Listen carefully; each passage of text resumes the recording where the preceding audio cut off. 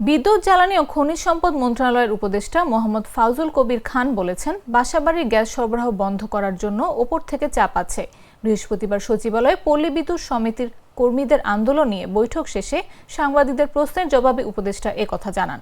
বাসাবাড়িতে নতুন করে গ্যাস সংযোগ দেয়া হবে কিনা জানতে চাইলে মোহাম্মদ ফাউজুল কবির খান বলেন, না, বরং বাসাবাড়িতে আমরা যে গ্যাস দেই সেটা বন্ধ করে দেওয়ার জন্য আমার ওপর চাপ আছে, কিন্তু আমি বন্ধ করি না, কারণ এটা যদি করি তাহলে আমি আমার নিজের বাসায় ঢুকতে পারবো না।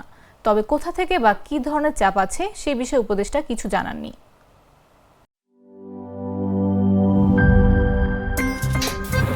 আমার একটা স্মার্ট সিদ্ধান্তে 25% গ্যাসের খরচ কমেছে। ভাবছেন কিভাবে?